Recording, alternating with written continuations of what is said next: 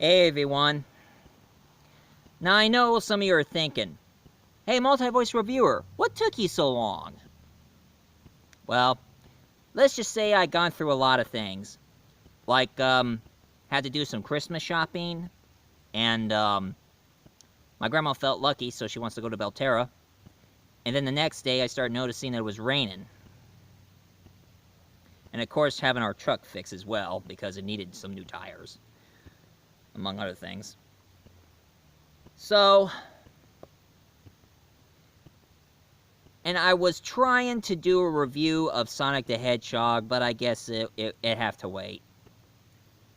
Because it's that time again, folks. Christmas! Merry Christmas, everybody! Ho, ho, ho, ho, ho, ho, ho, ho, ho, ho, ho. And I know what some of you are thinking. What am I reviewing for Christmas, Sarah Multi-Voice Reviewer? Yippee-ki-yay, sucker. I'm reviewing Die Hard. But here's one thing you guys don't know. Do you know it was based from a book? Allow me to show you. This here is the original book and the original title of the book, Nothing Lasts Forever. But did you know it was a sequel to another movie they made, starring Frank Sinatra?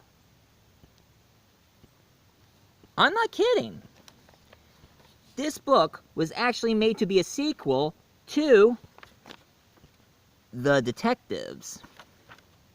And of course they made a movie of that book. And it is Frank Sinatra. So it was a Frank Sinatra movie called The Detective. It made the writer write the sequel here. He wrote it as a sequel to The Detective. Would it be kind of interesting if they did make that sequel, and instead of being Die Hard, it would have been more like Frank Sinatra playing the part? Because in the original book itself, the main character in the book, he's supposed to be in his 70s. And he's not in the building to meet his wife, because his wife divorced him after the case he'd been through in The Detective, and now she died of natural causes. So, he was supposed to meet his daughter for Christmas, because she's the only part of the family that he has, but she's too busy being a businesswoman in this giant company called Klaxon. Klaxon?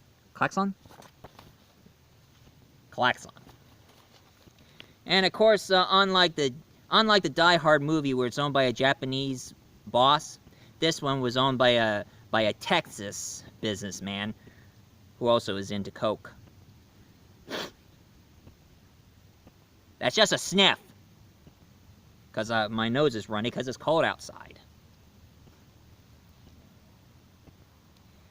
Anyway, it turns out that the Texas businessman, he was very crooked, because he was stealing some money while he was making deals. So that's why the terrorist shows up to wreak havoc. And of course, the McClane character, I call him McClane character because he had a different name, and it was Frank Sinatra's character's name from The Detective. And what he in his story, he's in his 70s, and he's suffering a bit of shell shock because he was a fighter pilot in World War II, and also he cannot get over what he did in the movie Detective, and on the book, that he arrested the wrong guy, and the guilty party was scot-free. So that ridiculed him, and it was all over the papers, so it bothered him a lot. And of course, not all the terrorists were all men in the book. Some of them were women. I guess for the movie, they didn't want to have female terrorists around, so that's why they're all men. Try not to make it too sexist. And of course, sadly, in the original book, in the original ending of the book, he didn't save his daughter in the book. Unlike what Bruce Willis saved his wife in the movie, in the book, he didn't save his daughter. Of course, it went the same way, like, get down! And he shot the bad guy, going like, happy trails, Hans. But Hans grabs his daughter's wristwatch, but instead of taking off the wristwatch like in the movie, the bad guy went right through the window and grabbed the daughter by the hand, and Frank Sinatra's character wasn't fast enough to save her, so they both went down and died. And as he walked out the building, killing what remains of the terrorists who were unarmed, and then there's Beggar, like you remember in the first movie.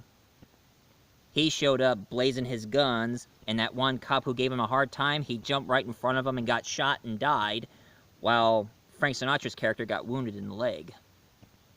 And that was pretty much, I have to say, the book was kind of depressing and a lot more darker. A lot more than the book of First Blood. Yeah, that's right. There was a book called First Blood, and Rambo dies in it. But enough of Rambo. Let's get back to Die Hard, shall we? Anyway, the book was pretty much an interesting success, but sadly they wanted to make the movie, but not have Frank Sinatra in it. So instead they have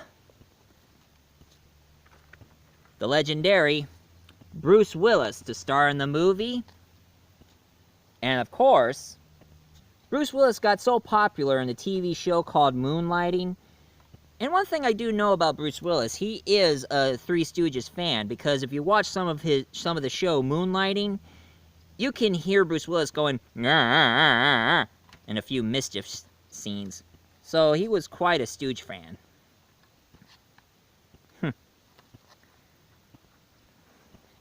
Him and Sybil Shepherd until he got more popular than Sybil. So, since his popularity got so big that they decided to make this movie that I'm going to review for you folks, Die Hard. Instead of calling it Nothing Lasts Forever, they call it Die Hard instead. And the premise is still the same, except it's owned by a Japanese boss, and the cocaine Texas dealer. Now he's a slimy lawyer who also is hooked in cocaine. Now, bear in mind, the movie has a lot of cuss words and a brief nudity, so I wouldn't recommend for the kids to watch it. But all in all, this movie was really good, has a lot of good explosions and death-defying leaps, and Bruce Willis' famous, yippee-ki-yay, sucker, and, hey, I'm on your side, and, come on the call, let's keep it together, make a few laughs. Now I know what a TV dinner feels like. And also the famous when he was trying to use a walkie-talkie to have help from the outside world, going like, Mayday, Mayday, I'm trying to get some help from the precinct. Can you read me? Sir, that's for emergency only. No freaking crap, lady, you think I'm ordering a pizza? You know, I've been thinking, the movie would have been really good if they did have Frank Sinatra in it. And, of course, you'd be hearing Frank Sinatra be going like, yo, welcome to the party, pal. Yippee-ki-yay, sucker. And, come on the call, let's keep it together, make a few laughs. Now I know what a TV dinner feels like. Hey, I'm on your side. Get down!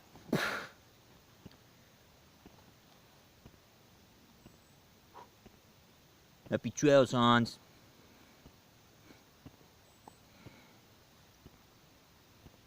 It would have been kind of interesting to see a 70-year-old Frank Sinatra doing all that. But instead, we got stuck with Bruce Willis, and also the late, great Alan Arkin playing Hans. Hans! Shut up! And I can do my Alan Arkin impression and be like, I have a machine gun. Ho, ho, ho. Beggar, hunt the little crap down and get my detonators. What's it you say, McLean? Yippee-ki-yay, sucker.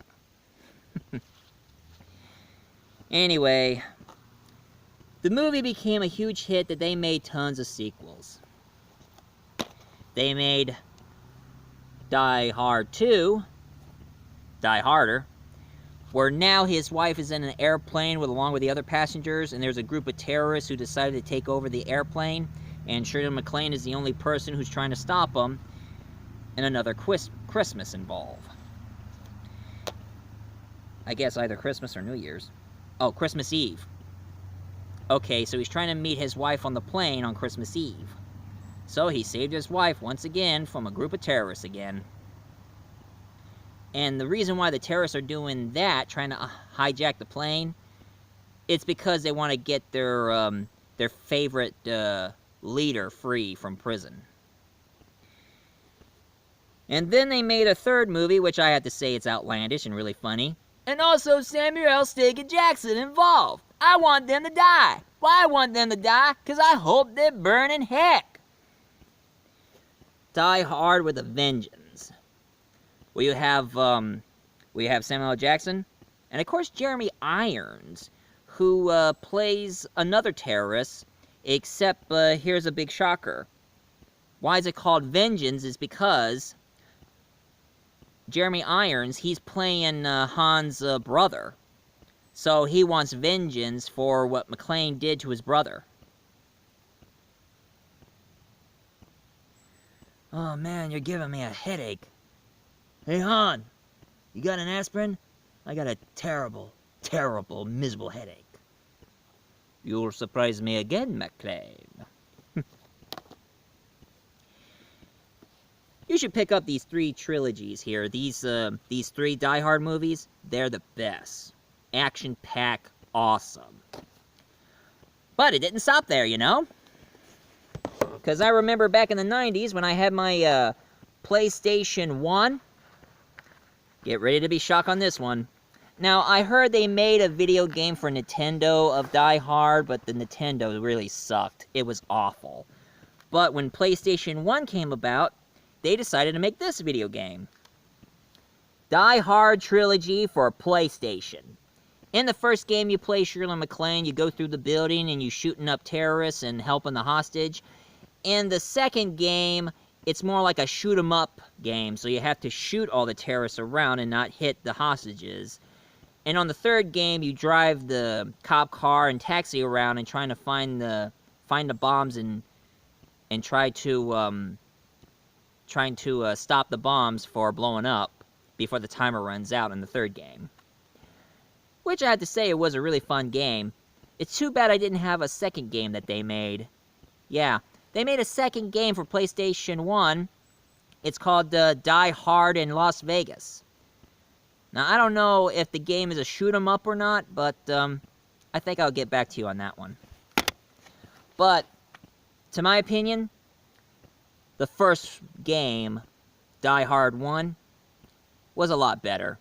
I couldn't get the hang of the shoot-'em-up or the car races in the game.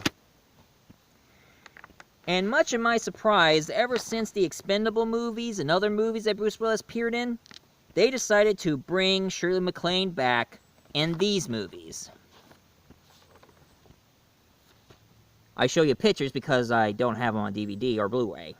But Live Fast or Die Hard, where he's battling against terrorists again in New York. And then they made the latest one, where now he's in Moscow. A Good Day to Die Hard. Seriously, for an old man like him, he needs to... I mean, he's starting to get old. I mean, he is still fit for an old man, but come on. This guy's... I mean, he's got to be like in his 70s. But, you know, I do have a thought, though, folks. Now, this is an idea I thought up here, ladies and gentlemen. One thing I think they should do for Bruce Willis, I mean, if Bruce Willis is getting kind of tired of playing Shirley MacLaine in these new Die Hard movies, I got a better idea. I got a really good one. Why can't somebody make I mean, I know that Bruce Willis, he's also in a remake of Death Wish, and I'll review that later. But now I'm talking about Die Hard here. One thing I would say, though, one thing I think they should do to tie in the Die Hard movies with the detective, somebody should do a remake of the detective and have Bruce Willis play Frank Sinatra's character. Huh? Huh? I mean, in case if Bruce Willis is tired playing Mr. Tough Guy action star and play a detective, a police detective, who's trying to solve a case. I mean, heck, Moonlighting, he plays a detective, even though it's not much of a detective, it's just a romantic comedy between Bruce Willis and Cypher Shepherd. But still, it's just an idea. I mean, somebody should make a remake of Frank Sinatra as the detective and have Bruce Willis play Frank Sinatra. I know, I'm getting kind of steamy from the cold.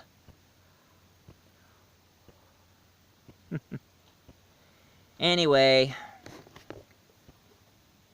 if you ask me, I haven't seen the other Die Hard films because I'm just not much into sequels nor remakes.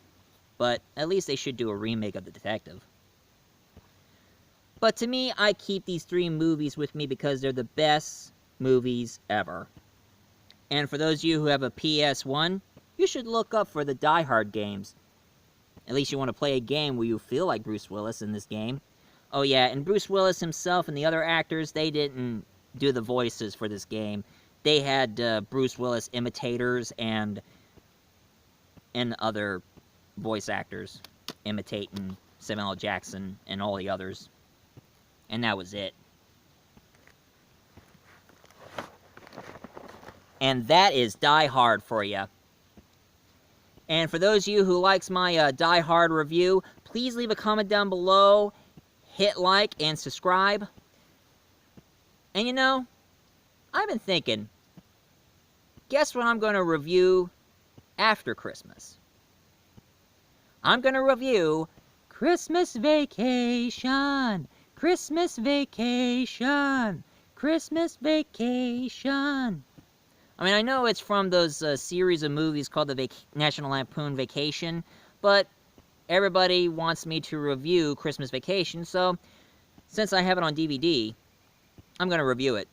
Along with all the other movies I've got on my Christmas shopping. I got other things I want to review for you folks. Since I watched them and loved them, I'm dying to review them for you guys. So, ladies and gentlemen, for those of you who are Bruce Willis fans, Merry Christmas and yippee-ki-yay, sucker. But, if you want to be old-fashioned like me, from the words of the great Frank Sinatra,